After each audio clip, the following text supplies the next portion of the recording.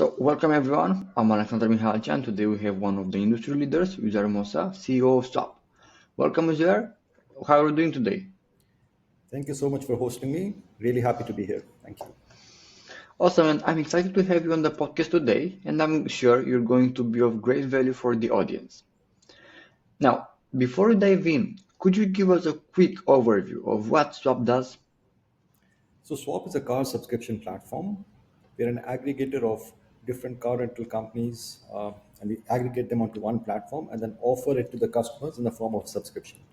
Now, what that basically means is that essentially customers pay one price upfront for any time between 30 days to 9 months. And for this price, it's all inclusive, right? So, insurance is included, maintenance, servicing, registration, all of that is taken care of. In case if there's any issues with the car, we replace the car for free, right? So essentially, it's one price for the customer. And the best thing is that you can change the car every month, after every 3 months. So it's very suited to your lifestyle, right? Like in 1 month, you can drive a nice big car if you have family around. Next month, you want to save money, you can downgrade to a more affordable car. Next month, the weather is really good, you want to drive a convertible, you can upgrade to that convertible. And so it allows us to provide like a seamless experience to the customer and allows that flexibility for the customer to choose the car according to the lifestyle. Okay, that's really fascinating. And basically, what inspired you to create Swap? Was there a specific moment or experience that sparked this journey? So I think like when we looked at this market, right, like and my personal experience as well, right, like when you're moving into a new city. So I moved to Dubai 2.5 years ago or so. And at that point in time, you're moving to a new country, you don't know what's happening, you don't know how the car market is, you don't want to invest in a depreciating asset to start with, right? And of course, from a credit history perspective as well, it takes some time to sort of build that credit history in a new country and all that, right? And then basically, in terms of traditional car rental companies, we felt that the digital experience was not up to par. Customer experience mindset was not there. So a lot of hidden charges that everyone is worried about when they're returning the car. And thirdly, and most importantly, flexibility, right? So these are the things that we had in mind, that how do we create this experience whereby the customers don't have to worry about it? It's a seamless experience. We deliver the car to wherever the customers are, right? So essentially what we say is drive the car you want, when you want, until you want. Hmm. Okay, see. And also, could you share your career journey from KPMG and Cisco to becoming a serial entrepreneur? Yeah, so I would like to say it was a very planned journey, but it wasn't, right? So I started off my career in big corporates, really enjoyed my experience over there. I think the advantage with big corporates is that you get exposure, you get a lot of exposure in terms of like clients and all, but also in terms of like training and all. A lot of these companies have really good training programs, and so that really benefits. In terms of my journey to entrepreneurship, it was more of I think like a chance decision that I was approached by the founder of Kareem, who was very charismatic at that time with us, sir. And he convinced me that this is the right thing to do. We're going to create like a huge impact in this region. And so yeah, like I had a really great job at that point in time, doing really, really well, getting paid like a really good salary. And then I had this opportunity to join this startup called Kareem, which was literally at that point in time, no one knew it. It had less than 7 employees or so full time, right? So it was a risky option, but like my thought process was at that point in time was that what's the worst that can happen, right? Like it Yeah, doesn't work, I'll go back to my corporate career, not an issue. But then the other thing I was looking at is that what if this works, right? Like what if yeah, we actually deliver on what we're trying to do, and what would be the impact of that? And by the way, like the impact that I estimated was not at all like in it, I significantly underestimated the impact of this one startup in the whole region, right? Like it created a whole uh, like a leaders. It created these bunch of yeah, entrepreneurs in this region, which went out and sort of like started their own companies, which are now starting to create their own. So it's sort of like right. is now already the grandfather company whereby there have been entrepreneurs out of Kareem, but then there have been entrepreneurs out of the companies that Kareem has created. Yeah, that's really interesting. And for example, what key lessons did you learn as one of the founding members of Kareem? So this is a very interesting thing, right? Like back when I joined Kareem, we had no institutional investor. It was only friends and family, or friends, family, and fools, as they call it. And Uber was already thinking of launching in the region, right? And at that time, they were valued at $3 billion, right? So we were a really, really small company.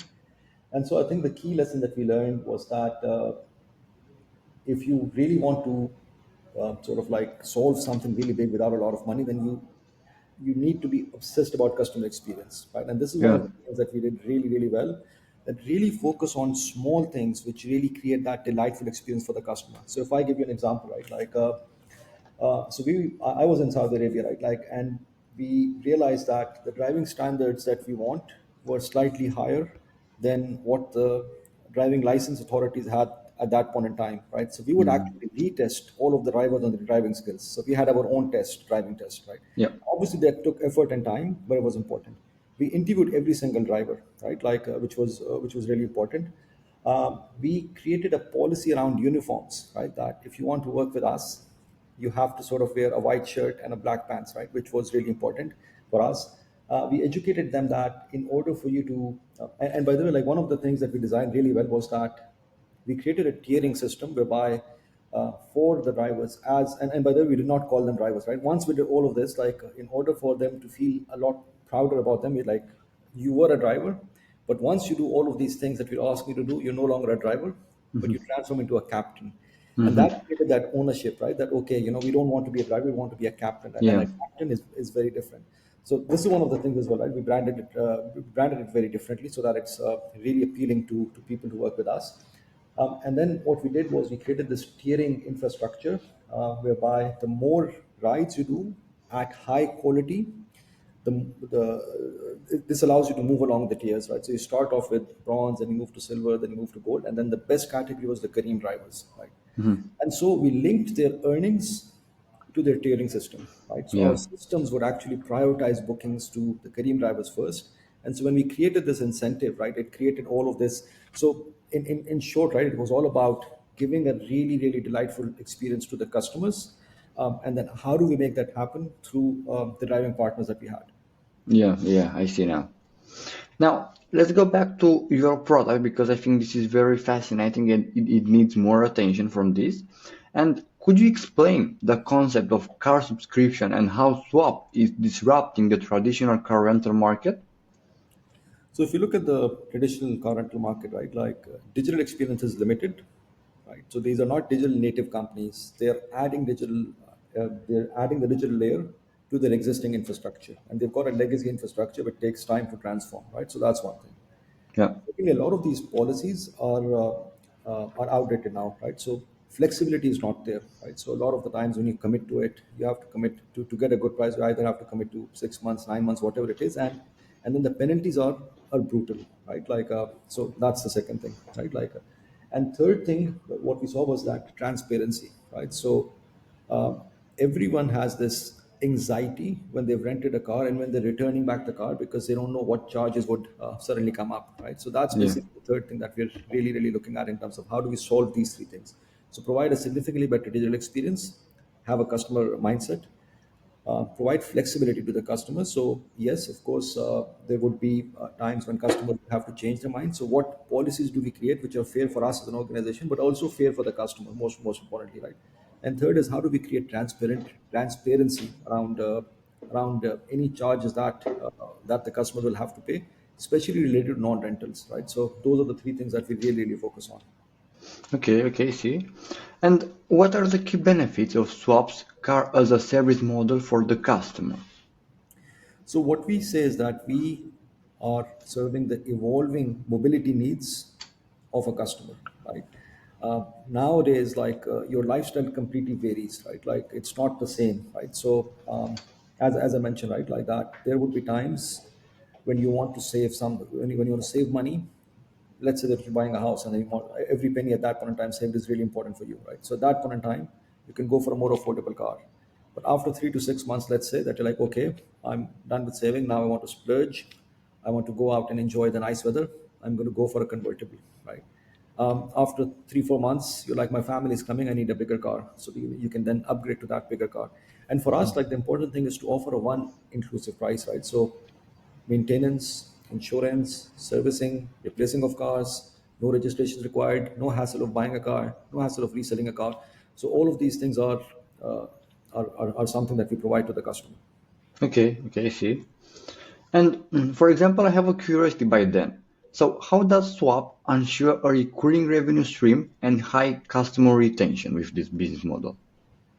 So I think this is all about customer experience, right? If you bring in the customers and you provide them like a good service which they're happy with, then they would stay along with you, right? So one of the things we do is really focus on customer experience and provide them affordable prices. So our recurring revenue is 70%. So 70% of customers who've booked this month would extend their booking for next month as well. And then when we look at the repeat usage of customers, almost 40% of our customers who've booked earlier come back and make a new booking with us, right? So those are the two things that are really important for us. We keep on pushing in terms of like how do we improve on these and how do we make them consistently better. Okay, I see. And now let's go back to when you first started because I think this is very interesting. And for example, what challenges did you face when you joined Swap and took over as CEO? This is a very important one, right? So when I took over, there were three big challenges that we had. The first one was that whether we had a great journey in terms of growth, right? So we grew really, really fast. But as a result of that, a lot of our processes and systems started breaking down, right? So this was the biggest issue that we were no longer able to deliver on the service required because our existing processes and systems were no longer capable to do so. So this was number one. Number two was for all startups, the most important thing is runway, right? So the cash burned was not where we would have liked it to be, right? So it was significantly higher than what it should be, right? And the Yeah. third big challenge was that one of our biggest partners was not very happy with us, and they had actually announced that they want to sort of part ways, right? And they no longer want to partner with us, right? So those are the three big challenges that we had to resolve. So on one, we really changed the mindset of the organization in terms of how do we build like a significantly better customer experience, right? So we came up with this workshop where we looked at, okay, what are the different let's define the user journey. What are the different points of Yeah. this journey? And then in this user journey, what's the minimum acceptable standard that we should be offering, and what's the gold standard, right? Hmm. So we should not go below the minimum acceptable standard, and let's aim in terms of like how can we get to the gold standard over a period of time. Right now, offering the gold standard obviously takes time, but minimum acceptable standard needs to be resolved immediately, right, within the next 3 to 6 months. So that's the first thing. On the cash burn, of course, we had to sort of like really evaluate our systems, processes, and look at where can we introduce more efficiencies. Can we sort of like outsource certain divisions to more cost-effective locations? Can we look at right sizing the team whereby like we feel that we don't need as many people on that, right? Can we take some tough calls in terms of projects which are underway, which we can probably delay and sort of save some cash on that, right? So these are all of the decisions that we took. And the third one was the relationship with the partners. So we really went with them, sort of really understood what were the big challenges that they highlighted, and understood those challenges from them, and worked with them to resolve them to ensure that they stay on board with us. Okay, okay, I see. And for example, how did you improve the product market fit and scale the business? So this is a good one, right? Like now, what we did was, in order for us to do this, we listened to our customers, right? So we went through all public available information to us, so reviewed our Google reviews, Trustpilot, all of that, went through every interaction point with the customer, right? So whether they were chatting to us on live chat, whether it was phone calls, and through that we identified themes, right? And we're like, what were the three biggest things which stand out to us, right? And so those three big things we identified was that one was basically customers wanted uh, a lot more transparency around when the cars would come to them, right? So Yeah. essentially, when you've promised them a certain time, how do we ensure that we get the car to them at that specific point in time? So that's what we really, really focused on in terms of improving our performance in terms of on-time performance, right?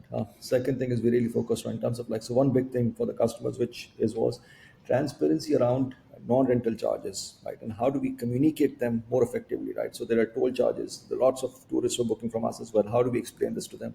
Fine Hmm. charges are really expensive in Dubai, right? So how do we sort of like create a structure, and how do we create like a charging table where all of this is visible to the customer on one UI so that they can go through it, click on that charge, look at the invoice, and sort of immediately know what has happened, right? Like, so Mm-hmm. that was the second thing.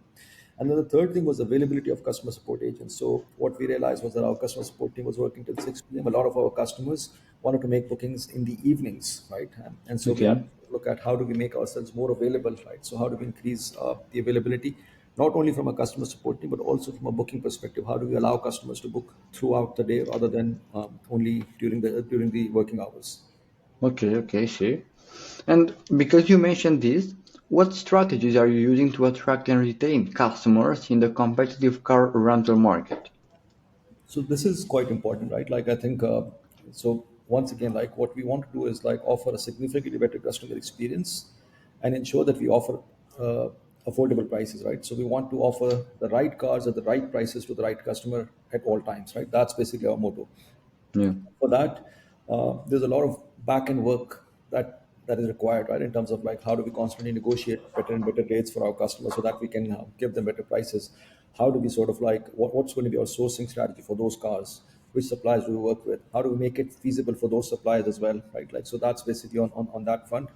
And then on the customer experience perspective, constantly looking at what are things that customers looking at.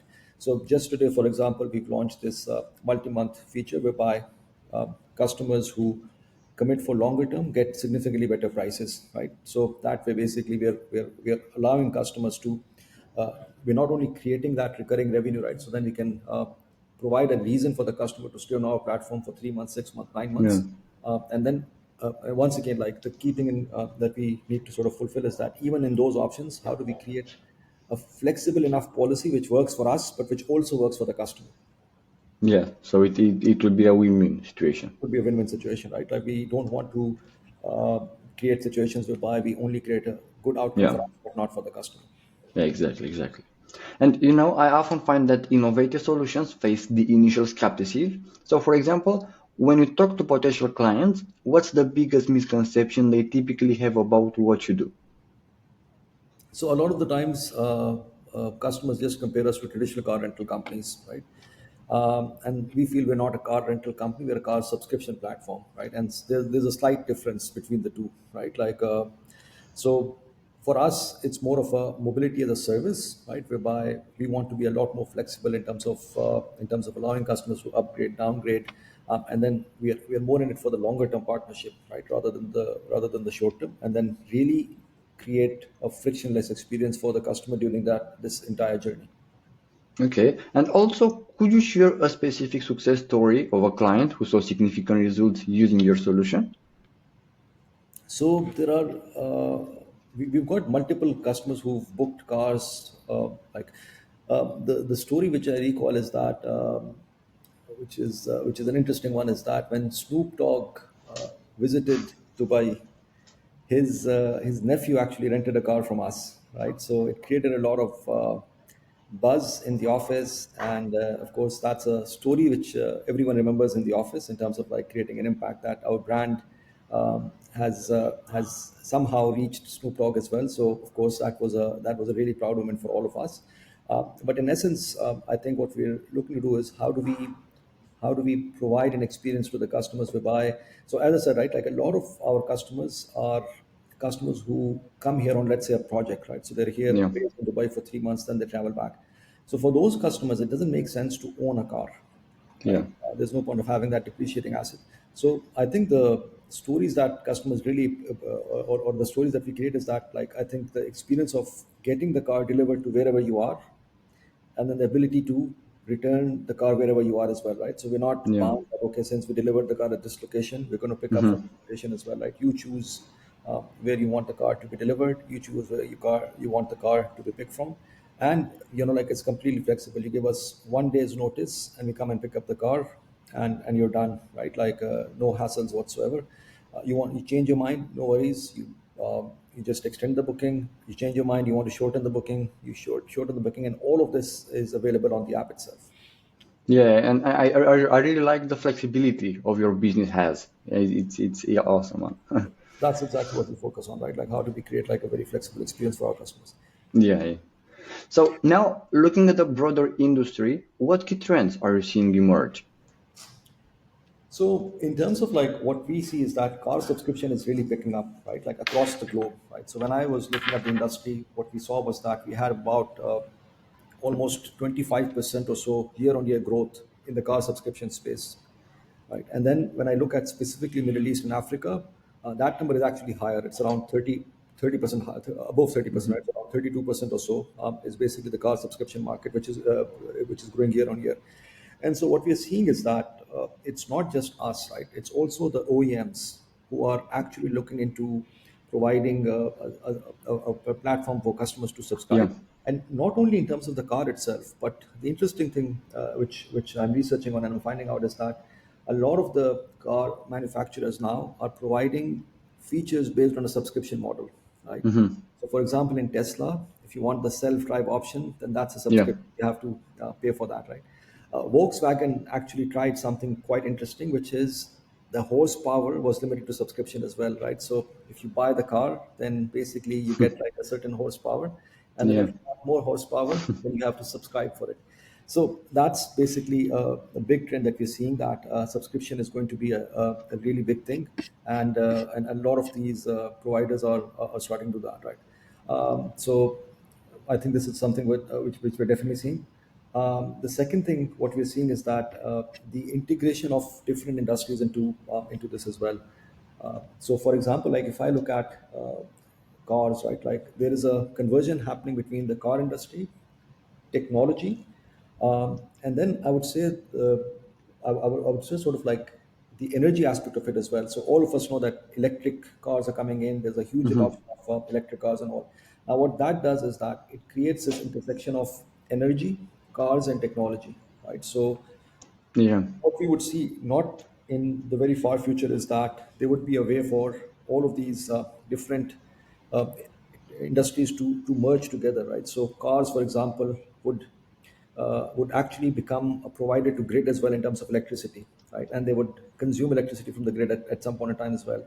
And then you would have this technology layer whereby all of this would be delivered through a technology layer whereby you would have like telematics, you would have the ability to subscribe to different services, right? So I think we're seeing that convergence happening. And then, of course, in terms of autonomous vehicles, right, like we're seeing that it's getting more and more evolved, right? Like so currently there's the Right. automatic mode, but I think like it's not far from us. Whereby I think probably within our lifetimes we're going to sort of see that self-driving cars take off as well. Okay, okay, see. And for example, what role will technology play in the future of car ownership and transportation? So I think the adoption of these subscription models would become really, really prevalent, right? Like I think a lot of car manufacturers would have to start adopting this, otherwise they would be left behind. I would also see a lot of adoption between. So what I'm sort of seeing is that ecosystem would emerge, right, whereby Okay. people are looking at fulfilling their mobility needs. And when I look at this mobility sector, there are multiple aspects of it, right? There's basically the ride-hailing app, there is the car ownership or car subscription. There's micro mobility as well, right? When people are going from, let's say, one train station to the next train station and having those. So what I would see is that there would be some convergence whereby there's an opportunity for one platform to offer all of these four services together, right? Whether it's ride hailing, whether it's car subscription, whether it's micro mobility, or whether it's the public transport usage as well, right? Like so, a lot of convergence on that front as well, right? So that's definitely something that we're seeing. A third thing which I'm sort of seeing is that, like, as we all say, right, like data is the new oil, and so there would be a lot of convergence in terms of like data and telematic usage, right? So now this would basically mean you would have driving patterns which would feed into, let's say, the regulatory authorities as well in terms of infrastructure planning, like what roadworks and all need to be planned. It would feed into, for example, smart tolling, right? Like so which roads do you charge what at at what time. Hmm. And then it would also feed into insurance, for example, right? Like so, if a person is driving really safely, why should he pay more than a driver who's a bit more or less safe, right? So insurance Yeah. policy would start charging based on driving patterns and all as well. So I think the monetization of these of this data is going to be sort of like a very, very interesting play. But for sure, like with all of this subscription platform and all, you would actually start looking at like this was an interesting model, like whereby I was quite surprised that even in terms of the horsepower, you've got a base price, and then basically within the same model, you're offering two horsepowers to two users, one who's got who's got willingness to pay, and one who does not want to pay at this stage, right? But maybe next month they want to upgrade to that. The same car, you would have those features, right? So you would see a lot of this happening, that in the same car you would have these features. So I having worked with numerous businesses in the space and I've noticed some common pitfalls. And in your opinion, what mistakes do you see companies making when trying to tackle these challenges? So the first advice I would have is very basic, is that focus on the customer pain point, right? Like that's the most important one, right? That you really need to focus on what exactly is a customer pain point, and how do you resolve that from a technology perspective or from your business, right? Like, so that's number one.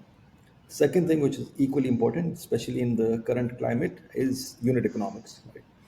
You really need to figure out what are going to be your unit economics, and this is something with scale, right? So if you don't have positive unit economics, either you need to have a pathway to get to that positive unit economics, and you need to be very, very clear how that would be achieved, or basically you should have positive unit economics to begin with, right? That's basically the ideal model. So though that unit economics is really important, because if you don't have positive unit economics, then essentially no matter how good the business is, it would not survive, right? Like that's basic maths, right? So unit economics, I think that's the second thing that I would sort of like say that is really important.